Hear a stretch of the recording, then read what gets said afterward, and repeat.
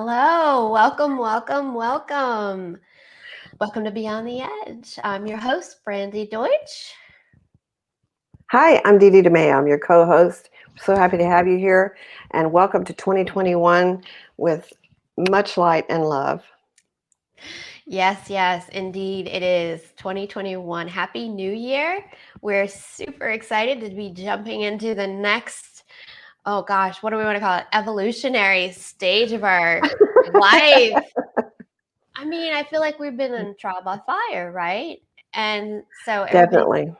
everybody's looking forward to 2021, but I really think it's going to continue to be kind of a roller coaster for a little while longer. And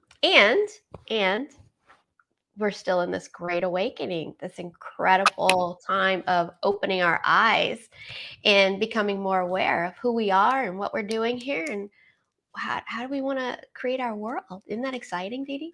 It's very exciting. And the good thing about it is we're on here today to communicate about that. Exactly. I'm just going to go ahead and give away our subject. Why not? That's perfect. Why not? Yeah. That's a perfect intro into what we're going to be talking about today. So today's episode is about communication. Today's show is about communication. And man, we got so much to talk about around communication. It's huge. Pretty soon we're going to be talking to Brenda Hardt. And she has been involved with nonviolent communication, also known as compassionate communication, for many years. And she's also a friend of mine. I've been knowing her for some time. And I'm excited to have her. And before we talk to Bren, what I thought we'd kind of talk about a little bit is about different types of communication, not just with people, with each other, but also with other types of things and beings and entities and types of creation. I mean, there's so much to talk about. In metaphysical science, it's not just about us communicating or talking to each other. We also know and we're aware that we can talk to or communicate with, not just talk to, but communicate with animals, plants, rocks. We can talk to mountains. We can talk to or communicate with. We can communicate with people who have passed on. We can communicate with other types of beings, like when we channel, we can communicate with guides and teachers. So there's a lot to talk about. There's a lot to unpack around being able to communicate with in different ways to different types of beings, creatures. Right. I think if people don't know how or understand how it works with talking to all the beings and entities and different things you listed, God is the great go-to. He's always listening, so talking to him is the easiest. Definitely. For sure. And Definitely. I'll tell you, so we're going to have Brenda Bailey on, my Theta healing teacher. We're going to have her on just to that point. We're going to have her on in a couple of weeks. But, when I first started learning Theta healing, and that's one of the ways that really helped me communicate with other beings is through Theta healing. Yes. She would say, I'd ask her a question. She'd say, well, just go ask God. And I would get so frustrated because at that time, I was not one of those people who heard God readily. Yeah. Like, what do you mean go ask God? Yeah. I can't hear God right now. Like that, I know, I appreciate that you can, and I know that other people can. I would get so frustrated with it. I laugh about it now, and she'll laugh about it too. But I was like, I don't hear God, she's like, well, fix it so you can, she's always so not to change it. Yes. Telling somebody and then being able to show them, which is something we're good at doing, is showing them how to actually communicate with something they think is unreachable or that they can't hear back from. I think that's just, when you get that, ooh, life changes.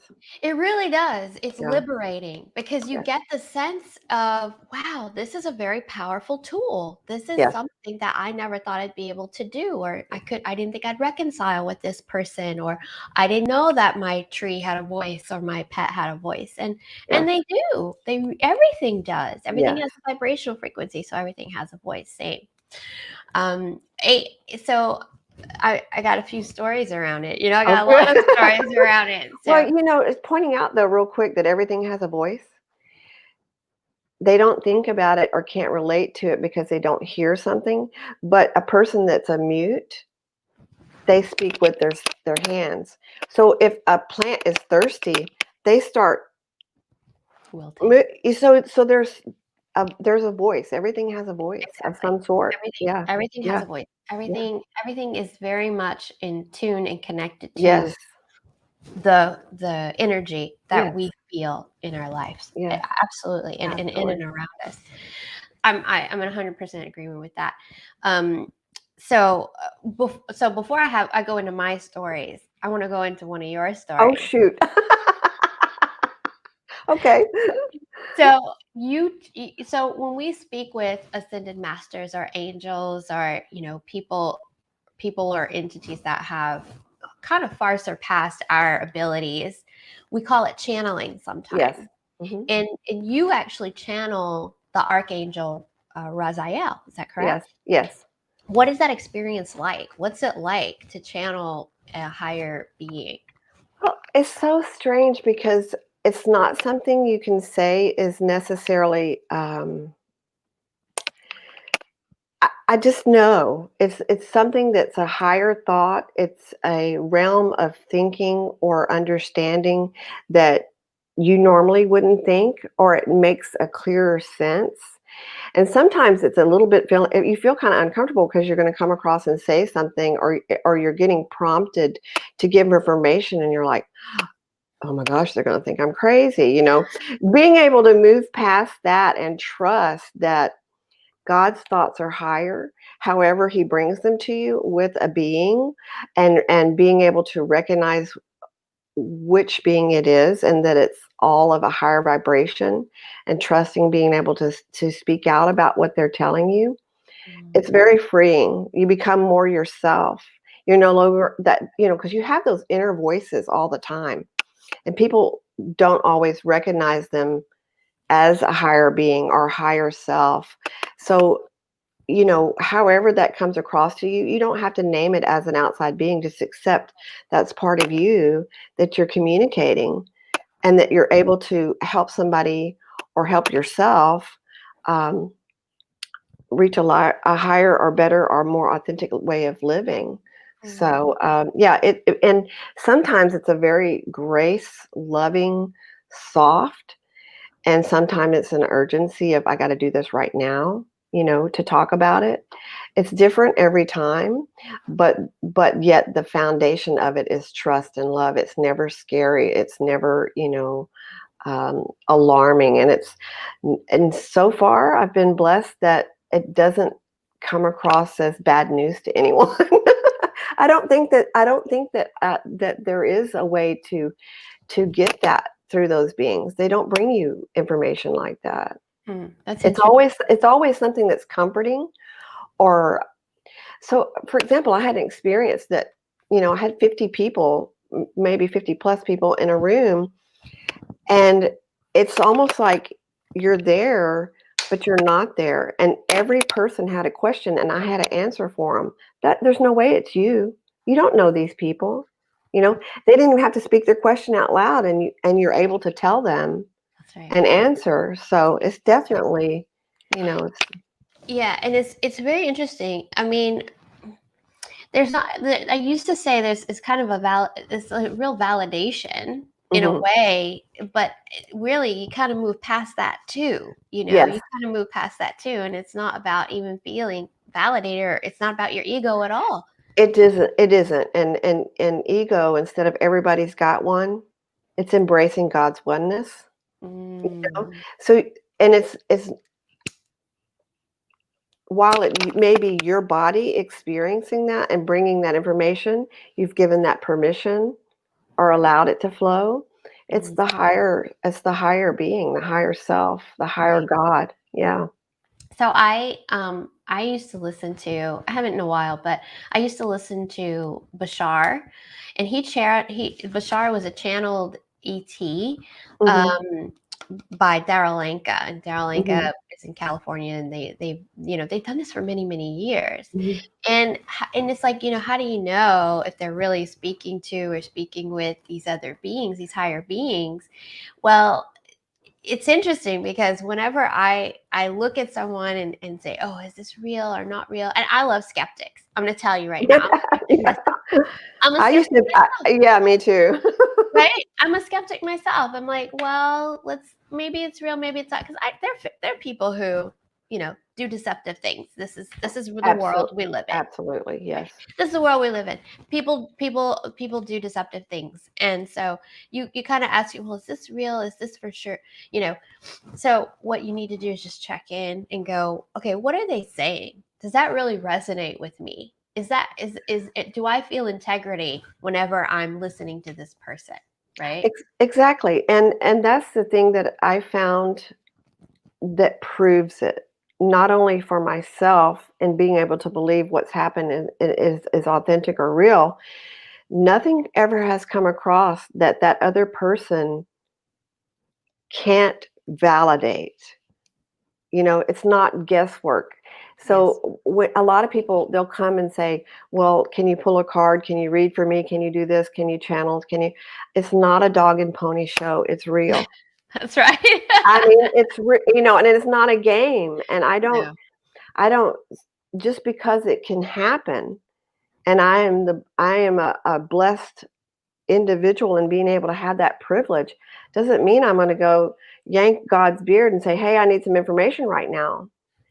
I mean, doesn't work he's that way. always present. The Archangel Raziel is always present. The grandmothers and people that have shown up as far as ancestors, but that doesn't mean we get to abuse that privilege. That's right. It's not a game, and sometimes people don't need the information they're coming to you for.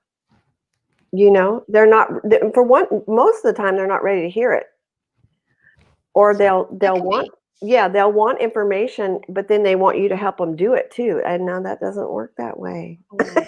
It's not about that. So yeah. Yeah, hearing that's been your experience. Yeah. One of the things that I'm very ethical. I think I Yeah. try to be right, very ethical Right. in the way that I do things. So Right. you're a little different than me. I won't go up to somebody and say, "Hey, I got this message. You might want to hear it." Right? Like Yeah. if you ask me, then we can do it. Right? Right. Or I can ask you and say, "Hey, listen, there's some Yes. information that came through. I don't know if you want it or would you like it?" Yes. And then you get a yes or no. Yes. I have very strict rules for myself around connecting with people whenever I Hmm. get some information. Hmm. That's just me, and I respect the way other people do it. It's Yes. I got to adhere to my own kind of like. Well, and I can say that that's 1,000% accurate, because not every time that I get information is it meant to be shared. It's something for me to understand in I don't know, participating in that person's life, or whether or not they're going to participate in mine. Right. Or maybe I get information to just pray about it, to Yeah. just stand in the gap.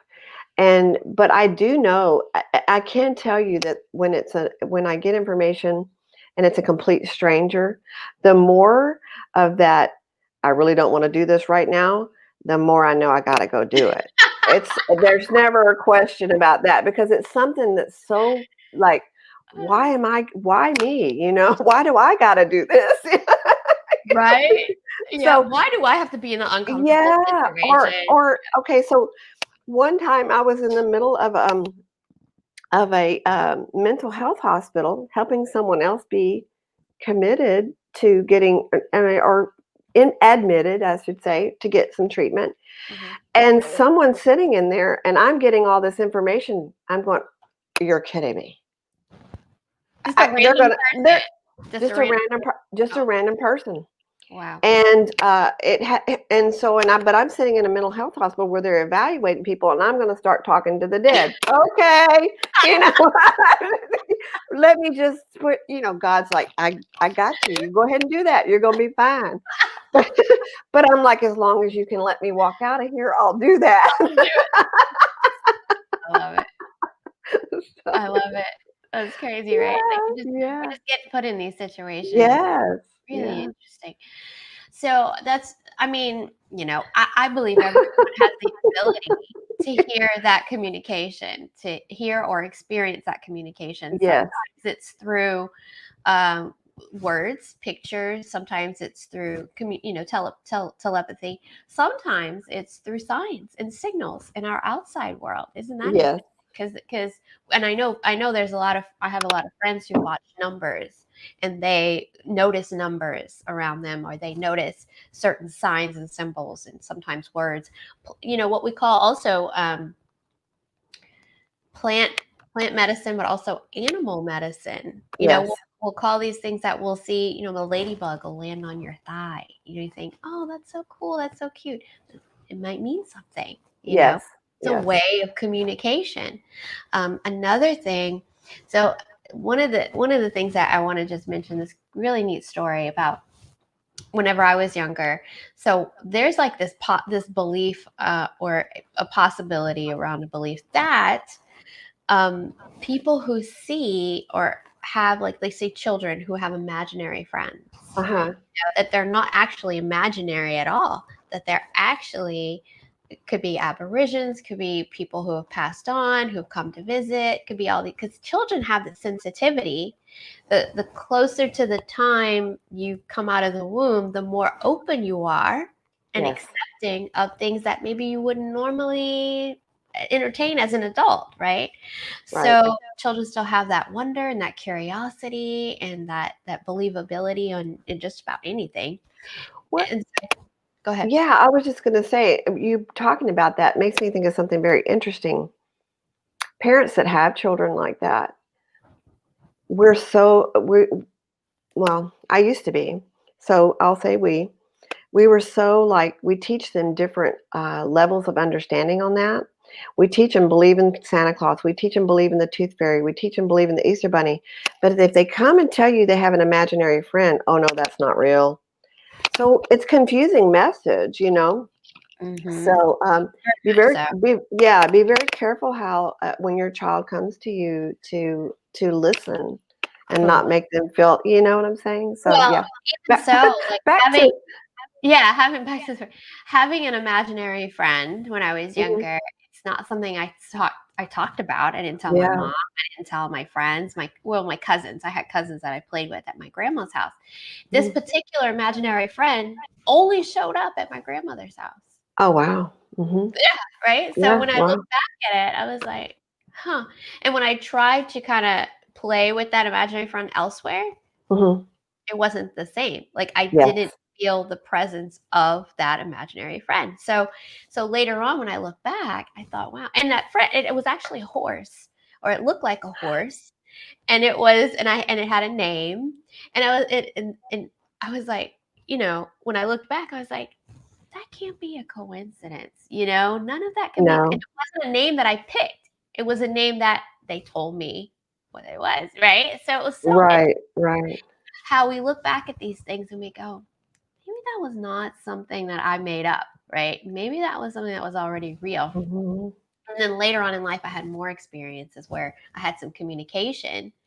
And it was like I guess my next big experience was whenever I was a teenager.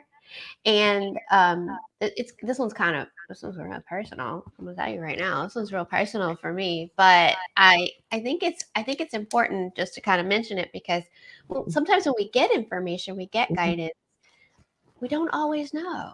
Is Yeah. it right? Is it Yeah. me? Is that me? Is this other thing? But I can tell you this one particular time when I was a teenager and I got very clear instructions. I didn't get information. I got instructions. Hmm.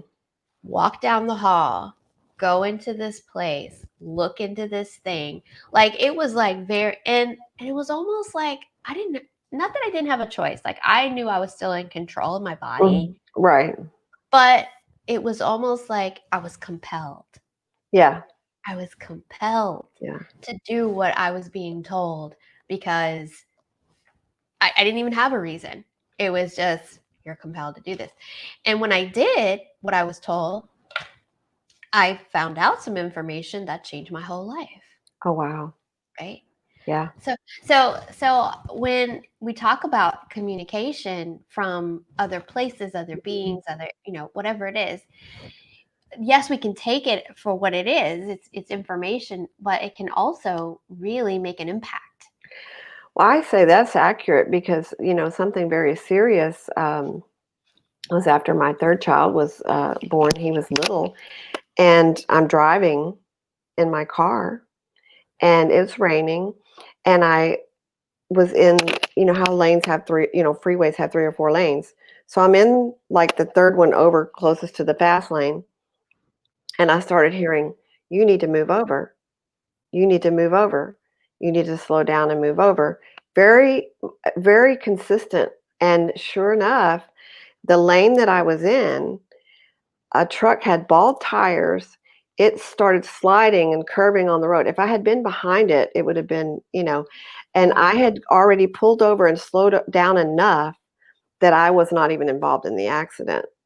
Wow. And it just, so, we take that as intuition or whatever, it's still communication, and it's the highest level possible. It's something that saves your life. It can guide your life. And I think what I find most interesting too, and I still have moments like this where you can be getting that intuition, you can be getting that communication, you can be getting that guidance, and somehow we think we know better and we ignore it. And we wind up in a world of, excuse me, SHI double, whatever. And then you're like, oh my God, what happened? And then we go through this stress to fix it. So, fine tuning that and getting that dial to where you're on your station, regardless of whatever other people think about it or feel or whatever. Listen and tune it in, and polish it and appreciate it. And That's right. you I know, can't I can't even tell you how many times yeah, a friend, a family member, a client has said, "Something told me not to do that or go there, yeah, and I yeah, did it anyway." Yeah, and then yeah, they yeah. regret it, or it just wasn't, it wasn't in their best interest. So Hmm. so it is a kind of fine tuning to Yes, kind of figure out, okay, not even figure out, but knowing when to trust and who to trust. That yes, goes for people. That yes. goes for, our communication that we're getting. We don't have to learn to trust. Like, we come into this world trusting We don't have because a choice. we don't have a choice. We're a Yeah, baby yeah, when we come into this world, and we have to rely on other people to yes, take care of us. And that's we already know how to trust. We need to yes, learn when to trust and how and who to trust. That's it. yes. When and who. And that comes from experience. That comes from knowing thyself. Exactly. First lesson in that is knowing yourself and trusting yourself. Then you have a gauge of what is trustable on the outside of that self. That's Yeah. right. That's right. Hmm. And it can be a process for sure, but Yeah. changing beliefs, like, that's Oh, yeah. huge. Changing the belief in, I don't know how, or I don't know how to trust myself, or I don't Hmm. know who I am. Just getting down to the core. And we do downloads in theta healing too. Yes. So Yes. if we don't know what something feels like, if we've never had the sensation of what it's like to really know ourselves, that, I mean, theta healing is no better tool, in my opinion, Yes. for You're, having that. it's exactly as I've said to you since the day we met. Theta healing is a step by step instruction of how to release faith in your life, to That's right. release the miracles, to release the possibilities and the Mm, wonders that we've blocked out through being afraid or being taught something that we have taken as a truth that is not. It's an illusion. that's right. Yeah. That's right. And that came through communication on some Yes. level. Yes. Absolutely. Uh-huh. Exactly. Exactly. It came through that as well. Yeah. So it's so interesting. So at some point, I really love to have an animal communicator on the show. I'd love to have, more people who channel on the show. I think it's just fascinating to see Hmm. how other people interact with these Yes. types of ways of communicating with others and other creatures, other beings. It is just so fascinating to me. So Yes. I hope people can enjoy that kind of information as well once we start getting more. And if you know someone, if you're out there watching and you know someone who's a great communicator with guides or spirit or animals or plants or whatever, let us know. Chime in. We have a number. Maybe if you match it up, you can connect with us through that. You can connect with us through Facebook, also YouTube, and just reach out and let us know. Hey, this is a great person that we know that could possibly be on the show. They'd be a great person you could talk to. We'd love to have more of those. So thank you. So I think this might be a good time to bring on our guest. I agree. Yay! Yes, okay, I agree. Cool. I'm excited. I'm so excited about this because this is something I really believe wholeheartedly in. Our guest today is Brenda Hardt. And for 30 years, Bren, and we call her Bren, not Brenda, Bren has helped people develop skills of connection, empathy, authentic expression, and deep awareness. She has led nonviolent communication workshops and classes since 2009.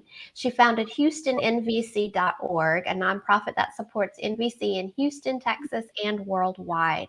She was awarded the local Peacemaker Award for 37 years of peace education and advocacy by the Houston Peace and Justice Center.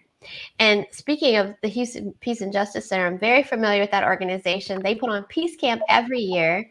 I teach yoga for Peace Camp. So when I read that, I said, oh, me and Brenda have another connection. That's awesome. So welcome, Brenda. I want to welcome you to the show. Hi, welcome, welcome, welcome. Thank you, Brandy. Thank you, Dee Dee. I already want to respond to your request. Do you know someone who speaks to animals? Because I just was with her on an empathy circle this morning. Wonderful. She lives in Argentina, but she gifted me speaking to my new puppy so that we could have a conversation. And that was very nice. That's exciting. That's exciting. Wonderful. And I always say this, when people come together in any kind of way that we gather or connect, there's always some synergy or some, other reason, some impactful reason that we're getting together and connecting. So that's wonderful. Please put us in touch with that person. So I just want to check to see. It seems like we have different complexions in each screen, and this is a very bright green at the library. I came to the library because so many technical hurdles, and I get here with my husband's computer, and it decides this is the time to do an update, and it won't let me go further. So these are wonderful people at the library to loan me a computer and get me set up, but it is Kelly Green right here. It looks fine. It looks fine. You're showing up great. So, I'm just so glad it's working out, that you can be with us today. So how grateful, that you can get this technology stuff going. And I'm so grateful for your bravery too, Bren, because I know you're stepping out of your comfort zone a little bit by being with us.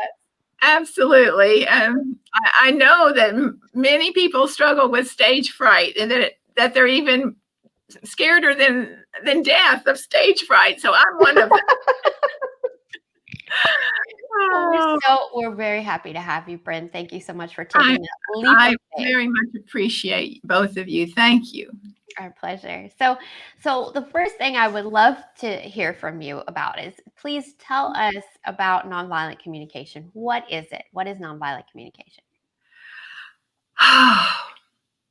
So I guess the easiest way is to tell you that it's called nonviolent communication or compassionate communication, but it's really an awareness process that's lumped in or called communication, because we use language and communication to change the way we've been thinking.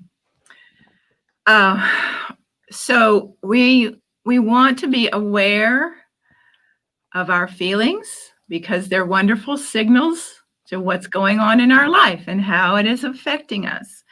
And we want to be aware of our thoughts, because we're not our feelings. They just flow through us fairly quickly, and we're not our thoughts. we have something like 160,000 thoughts a day, and we can't believe all of them.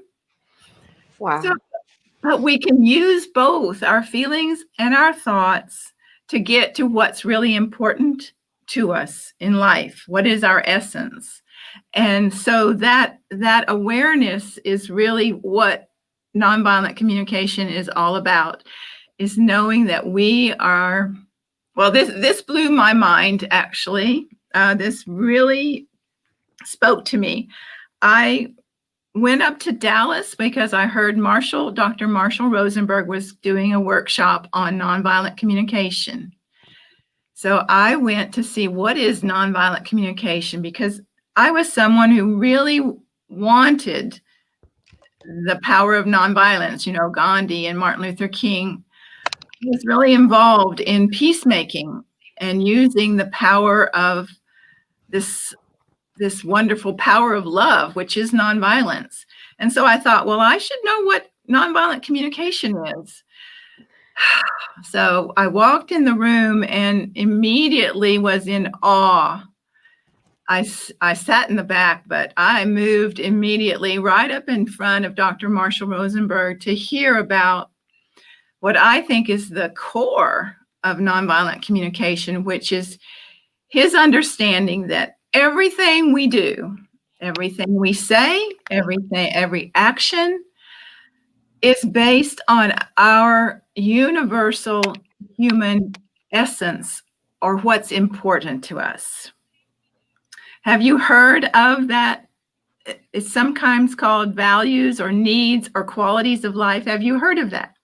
Yes, So definitely. what are a few of your highest things important to you in life? For me, it's feeling like I need to be heard. That's why I have a TV show. To be Yeah. heard. Seen. Exactly. Be heard. Yes.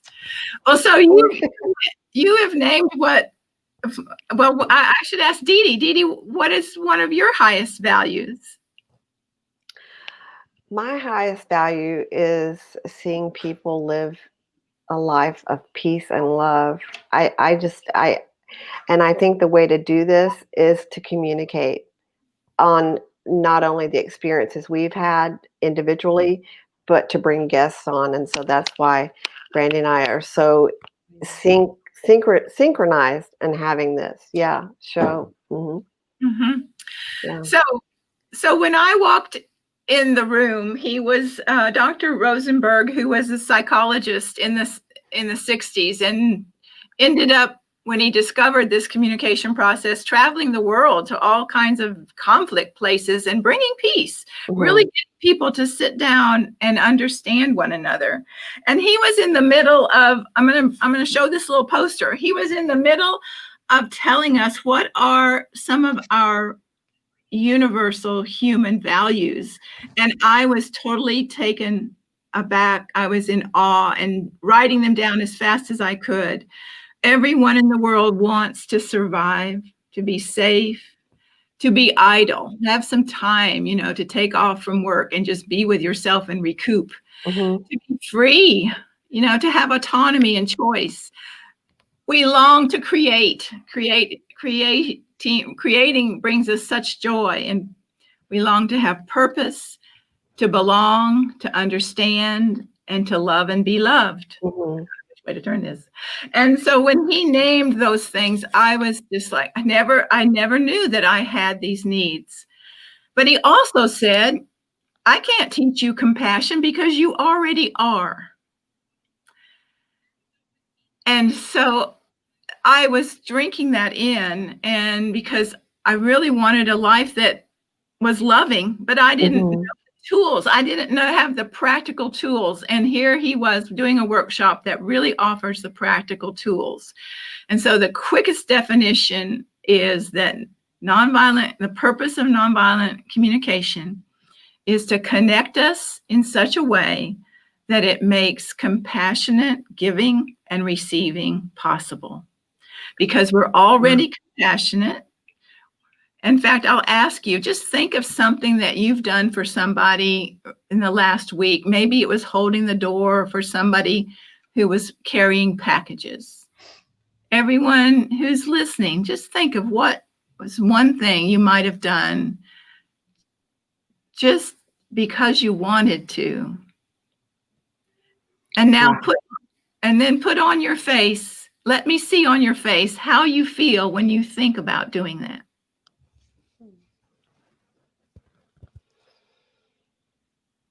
Is there I don't know if this is a term that makes sense to other people, but it's almost like relief. You know what I mean? It's like a sense of sigh of gladness or relief that you were able to do that. You know, see, I'm learning to communicate. I have a talk show and I'm learning to communicate.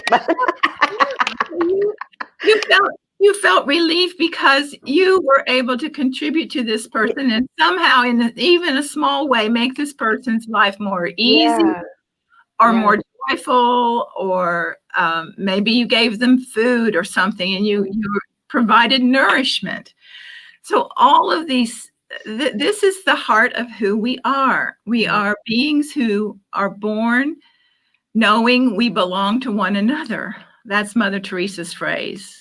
We know we belong to one another, and that we are beings that so desire connection. And here's the definition of connection that I love: is connection is an energy that's created between people when they are seen, when they are heard, and when they are valued.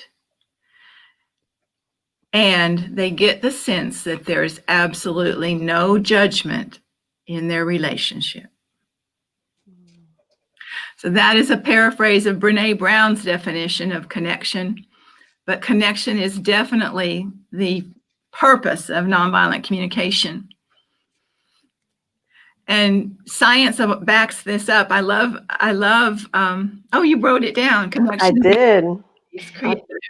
Wonderful. Created between people when they are seen, heard, and valued without judgment in their relationship. So that's what we all long for. We long for love and belonging.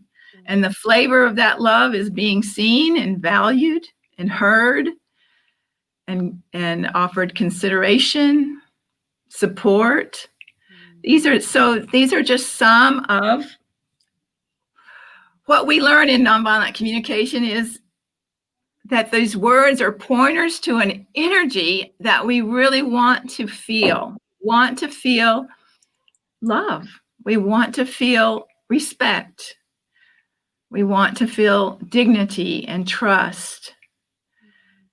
And so these beautiful words are truly our essence.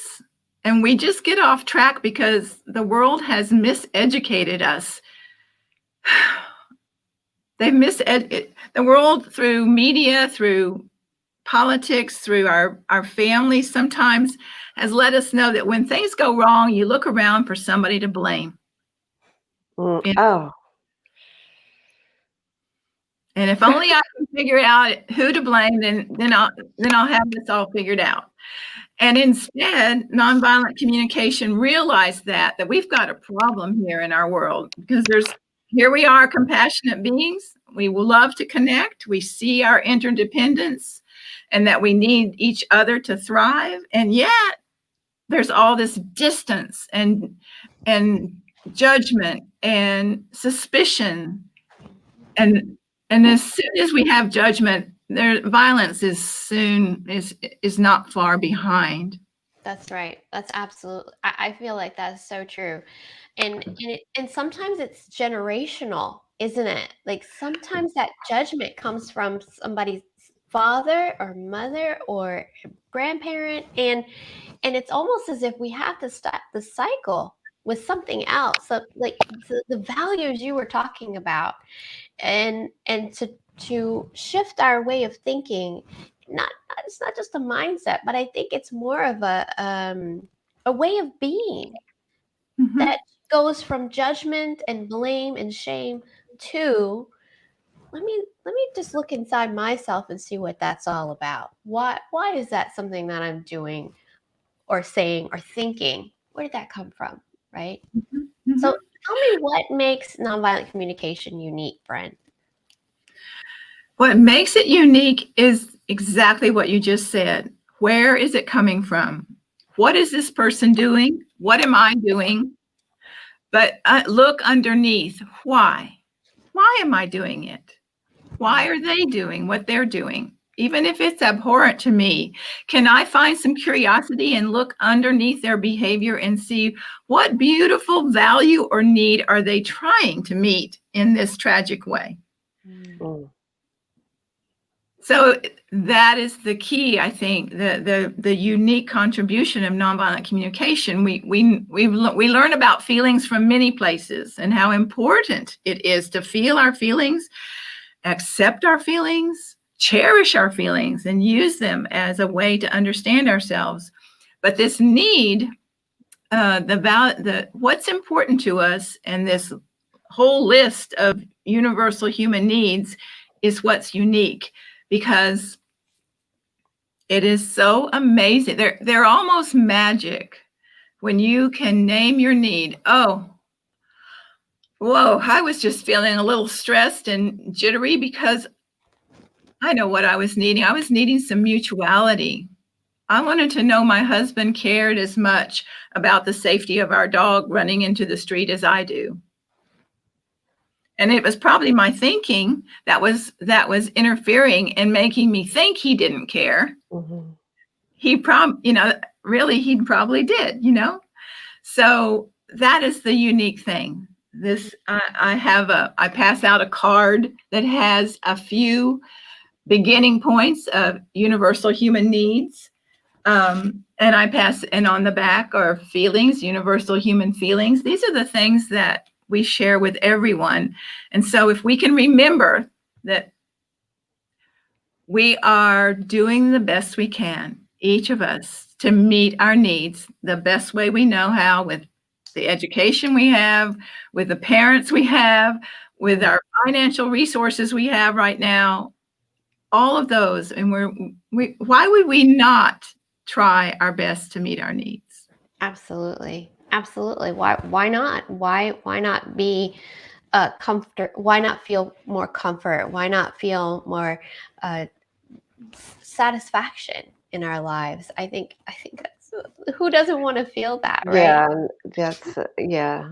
So And we're gonna go ahead, Dee. no, I was just saying, being able to realize that it's okay to feel that need, and be okay. Also, maybe you're not at your best to communicate you have that need, and you're talking about the dog running out. Just because I there isn't anything we talk about on this show or that we go through in daily life that I'm not in the process of working at a better level. So communication is one of them for me, for interpersonal relationships. Maybe not on the talk show. I talk like I'm, have it all worked out. But in personal life, it's about growth. So being able to admit you have those needs, and it's okay to communicate those needs, is very important. Yeah. We're going to demonstrate how nonviolent communication works in just a few minutes. We also call it NVC. So just so you know, when we Okay. say we're talking, I'll be sorry. We're gonna demonstrate that. But before we do that, Bren, can you tell us how you use NVC in your relationships? Can you give us like an example or two of how you use it personally? Sure. My favorite story is from quite a while ago when I was first learning, and I learned that we're trying to change these habits from years, because I wasn't introduced to nonviolent communication until I was 55 years old and had grandchildren. So I have a very long time of living in a world that uses bribery, that uses shame and blame statements to try to motivate me to do things, and a diagnosing. So I'm very much caught in those habits of judgment. But in this moment, my little granddaughter and her mom, I was visiting their house, and I thought they had gone off to preschool, but in comes my daughter and granddaughter, who's 2. And my daughter says, Katie's refusing to get in the car and go to preschool. I took a deep breath and closed my eyes just a second. And when I looked up, my daughter was in the kitchen cleaning, and there was Katie, and she was looking so glum with her head down. And so my heart went out to her, and I got curious about what's going on for Katie. And so I said, how would it be if you got in my lap and we talked about this a moment? And she hopped in my lap, and I stroked her arm. I tried to give the energy of love and compassion. And I said to her, what is it about school that you don't want to go? I didn't say, why don't you want to go to school? But just, what is it about school that you're not wanting to go? Her reply was, they give us worksheets and we have to circle stuff. I took another deep breath, and I imagined what it might be like in her little heart. And I said, so Katie, are you frustrated and you just want school to be fun? And she shook her head, yes. And I stroked her arm a little bit more. And I said, are you ready to go to school now? And she shook her head with excitement and ran out to the door. And so I want you to know that just a few years before that, I would have used those disconnecting tactics that we learn when we learn nonviolent communication. I would have maybe used diagnosis or demands or denial of responsibility. And I'll tell you what I might have said. I might have diagnosed, you're being obstinate this morning. You're not being cooperative. Mm. Or I might have made a demand. Young lady, you know you've got to go to school. Just get out there now and do it. Or I might have denied her feelings and said, you know school's fun. What's the problem with you? Mm. Or the last disconnecting, or one more, is this thinking of deserve and reward. And I might have said to her, you know, you're making me mad. I'm pointing the finger of blame. You're making me mad. And so there's that judgment. And then I might have said, we were going to go to the park this afternoon, but I don't think you deserve to. And I would have taken away that fun. And so those are things that I wouldn't put it past me that I would have used if the nonviolent communication hadn't come into my life, and I was able to switch. Not all the time. I'm working on it. It's a work in progress to learn to use the language that connects and avoid the language that disconnects. To learn to communicate by asking for what I want, but also with a care of, well, what does the other person want and what's important to them in this? And then communicating back and forth in a dialogue, sharing until we both understand each other and what's important, and then go to solution. Not try to name strategies that are going to work first before we really establish understanding. Right. So the last thing that NVC is how do we use our power? So it's an awareness of our feelings and our thoughts and loving ourselves no matter what. It's a language, it's a communication skills. And lastly, do we want to power over people or use power with people? That's really good. You got that. That's a good one, Dee Dee. We got to write that one down. We want power over or power with. That's huge. It's huge. It is such a powerful. That's a powerful statement, right? Because it is really speaking to how do we want to show up in the world. And if we don't take a moment to understand our needs or understand the other's needs, it's very easy to power over because we don't know what's important to either of us.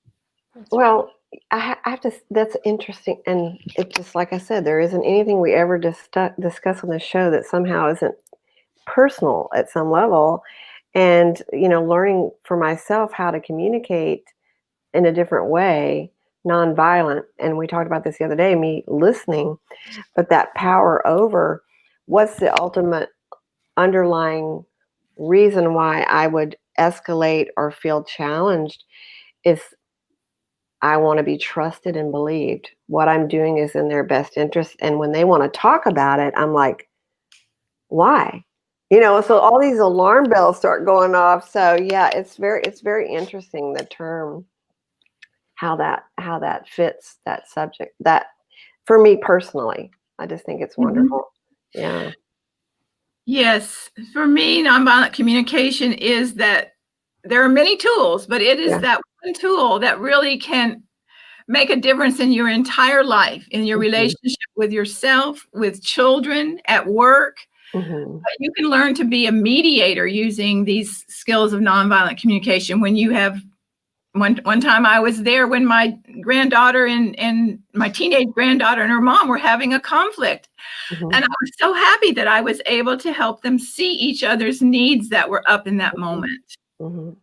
Yeah, and it's interesting too, because somebody could be telling you, well, I'm trying to help you, or I'm trying to tell you something, but you're not hearing it because you feel like you something inside makes you feel like, well, you should just trust me. I shouldn't need to talk about it. You should just take what I'm saying. Remembering there's two sides. So yeah, you get to see a lot of growth on this show.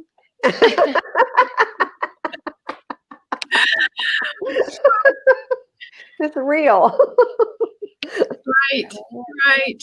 So you can tell me, what is something somebody does that is irritating, and let's see if we can. And everybody out there that's listening, just come bring them. You don't have to tell me anything. We'll just do a 2-minute exercise, and you won't tell me who you're thinking of. Just think of someone that is. Yeah, I got one. I got one right here. So everybody one. So once you've got one, Dee Dee, you got one? You've got somebody in mind that pushes your buttons a little bit? Yes. Okay.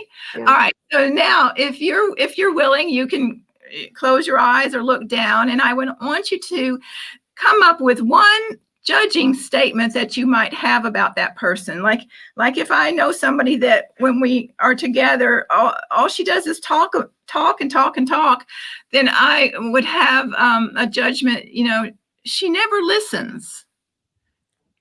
So come up with some judgment of what you have of this person, and let that ruminate over and over in your mind. Say it quietly silently to yourself, and just tell me, watch what's happening in your body as you ruminate on that judgment. So if you would tell me, did you notice what was happening in your body? Any sensations? Yeah, I wanted to fidget. You were fidgeting? Okay. You wanted to fidget. Your body just wanted to move. Yeah. What about you, Dee Dee? Did you notice any feelings? It's the I felt like I was being invaded. The space is invaded. My sacred space, my privacy, my whatever is invaded, and yeah. I don't know. And so I made this statement to someone yesterday. We were talking, and I said, it feels like I want to unzip myself and run when this starts happening, because it's like I don't even want to deal with that, because it just never is balanced when that's happening. So yeah. Well, so I noticed that I held my breath. I just quit participating in life. I just held my breath because I'm thinking those thoughts, and my shoulders also are tense. So now, so we can tell that having these thoughts is not good for our physical well-being. And in fact, there are chemicals that start to flow with those thoughts through our body that are harmful to us. So now let's experiment. Let's change our thoughts in our mind to what it is that we value. What's important to us in a situation like that? So the lady who talks only about herself, I'm going to change it to the statement, I just love it when conversations flow. Or I could change it to, I just love it when conversations are mutual. And so change your statement to something of what it is you value or what's important to you with the phrase, I love it when.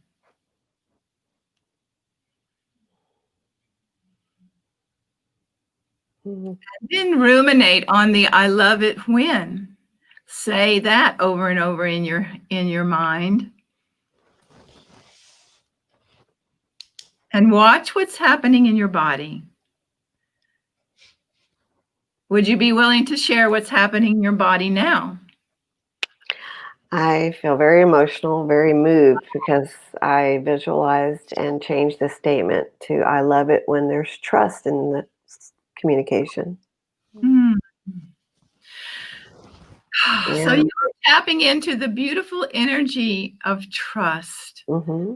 Just that word, trust, has an energy. It does. And it helped your body feel better. Is that, am Yeah. I Yeah. hearing? Yes. And I mean, it's like a deep breath. It's like I could curl up and take that safe nap now. You know, that rested feeling, you know? Yeah. Yeah. That's wonderful. And Brandy? Yeah, I feel more calm and relaxed. My statement is I love it when there's equality and mutual respect. Ah. So when I feel that, when I say that, I feel relaxed, and I also feel the back of my shoulders kind of let down a little bit, and I can open my chest, I can open my heart whenever I say that. And so imagine that you're about to open your mouth now to this person to speak to them. What energy are you going to bring since you've now taken a moment to self-connect to what's important to you? Is a total different energy than when you were having the thought of what they're doing wrong in your head. And so you're going to be able to give them, honor them, and respect them with that kind of energy, and come find a better resolution of your communication. It will flow much better.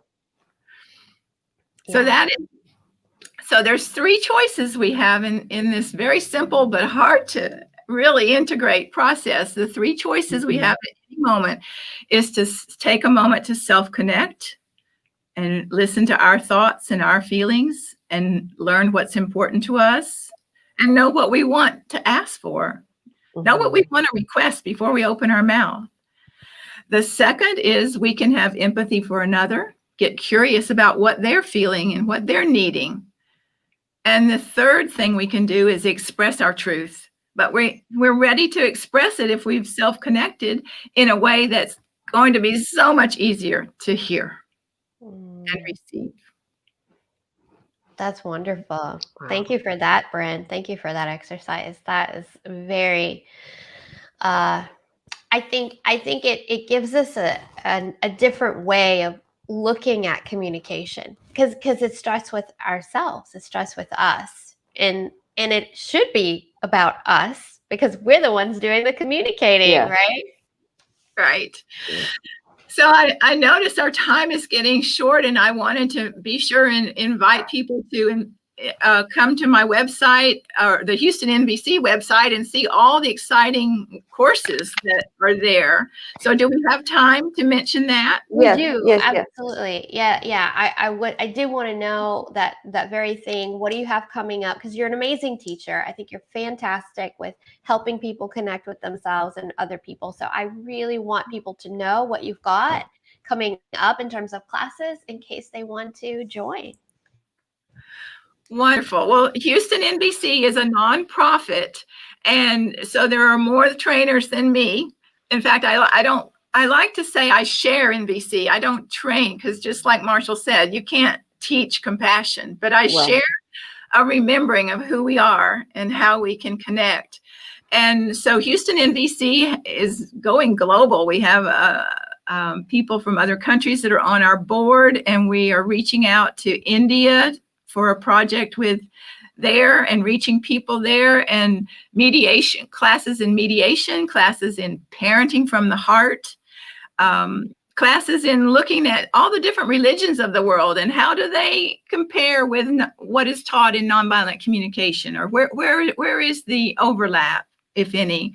So please check out HoustonNVC and my website. And I'm starting an 8-week class that's going to use the main book by Dr. Marshall Rosenberg, Nonviolent Communication, A Language of Life. We'll use that as our foundation, but the classes are on Zoom and they're interactive, and we form a loving, non-judging community and study what Marshall Rosenberg has presented to us, which is such a gift to the world.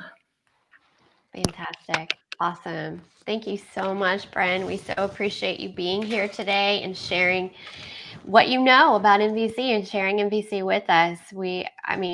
It's such a valuable tool, and I really hope that the people that see this and that are watching go check it out and decide to take a class, because we all have relationships and we all communicate. So why not do it from the heart? Why not do it in a way that's compassionate and loving and peaceful? So thanks, Brenda. We appreciate you. Come have fun with me, because learning is fun, and especially if it gives you tools for connecting with our beautiful fellow human beings. I love it. So wonderful. Thank you so much, Bren. And thank you for joining us, our audience. We really appreciate all of you. It just seemed like it flew by today. Like it just went, right? It just flew by. It did. It did. I love it. It did. And so with that, I want to say we're all grateful to all of you. Thank you so much for joining us. Thank you, Dee Dee. And we look forward to seeing you on our next show. Same time, same live station here. So don't forget to tune in. So have a wonderful day, everybody. Thanks, Dee Dee. Bye. Namaste. Bye-bye.